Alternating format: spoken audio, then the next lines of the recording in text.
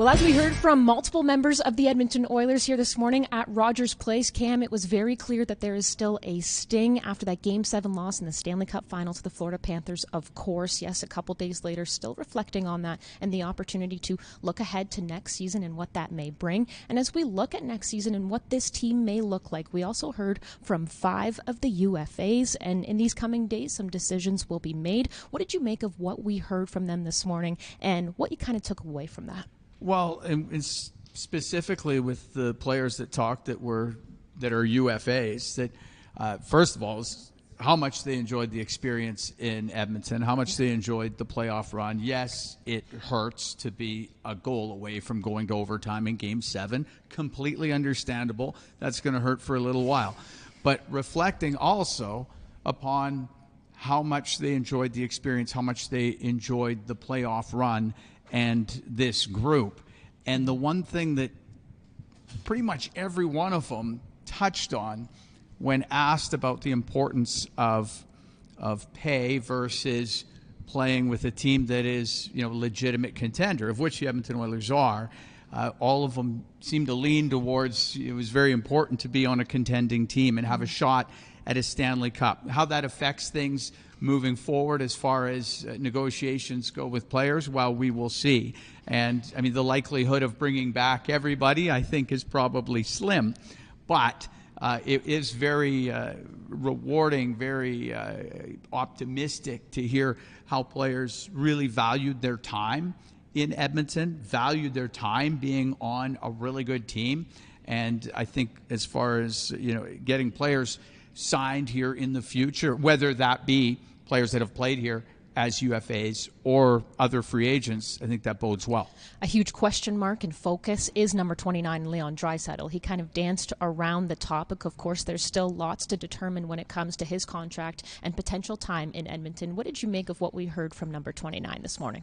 Well, I think he was in a situation where it's really difficult to answer that question this soon after the season ends. He's got another year left on his deal, but within a few days, he'll be able to negotiate an extension with the Oilers if both parties are able to find that happy zone as far as money and term. But where it sits right now, yes, it sounds like he would be completely open to discuss that. But once they have to get into the specifics before you really can tell which way you want to lean on this. So it's difficult for him, and I understand why you don't want to really say anything one way or the other because there's so much left to be determined. But the one thing I did get from what Leon was saying was he loves playing here. He loves being a teammate with Connor McDavid and the rest of the Edmonton Oilers. So as far as that goes, I would think that he'd be very open to discussions. Yeah, it's very obvious that all of Oil Country will be keeping a close eye on that situation. But we speak of Oil Country, and let's reflect a moment of how they showed up and what we saw, this community, and across the nation as well. Ryan Nugent-Hopkins said, this playoff run was the most fun I've ever had playing hockey. Zach Hyman quickly agreeing with that. Can we just reflect on the moment that was the last 2 and a little bit months?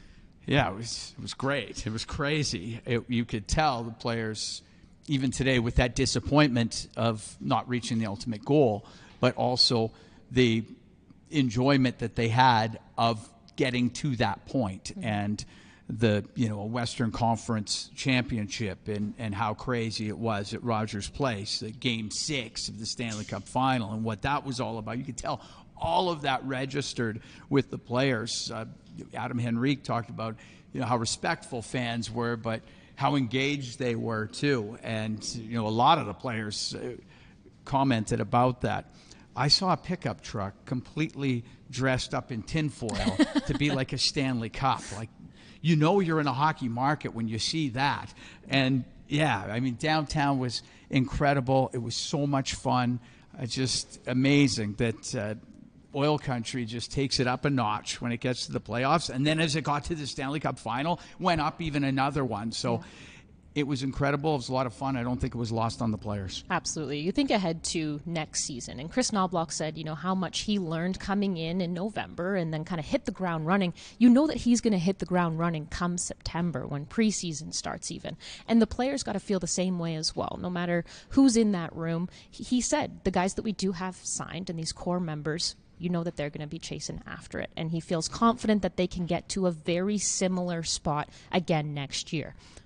As we look ahead, I know that you can't really predict the future, but if you had a little crystal ball, what do you expect to see from the Oilers come the 24-25 season? Well, I'll see a team that is battle-tested, a team that, as we saw through the course of this season, if things don't go well for a little bit, there's no panic, and there's no panic in their game, and they're able to get it back around, whether that be in the regular season, as we saw with the 2-9-1 start, and then eventually turning things around and with a 16-game winning streak, and in the playoffs at times being down, and we're able to turn it around. So, and a team that also knows how difficult it is to get to the Stanley Cup final, to go through an 82-game season, and that there's going to be ups and downs. And then in the playoffs, it's a hard road. There's a lot of good teams, and sometimes it can just be good fortune or misfortune that can swing things one way or the other. So, yeah, you see a team that has a lot of experience, a lot of skill, and I can't wait till it gets going again. Absolutely can't wait. I know that summer starts now, but my goodness, I know that the two of us, as well as all of Oil Country, are already looking forward to what is ahead next season. Enjoy the summer, Oil Country, and we can't wait to see you soon.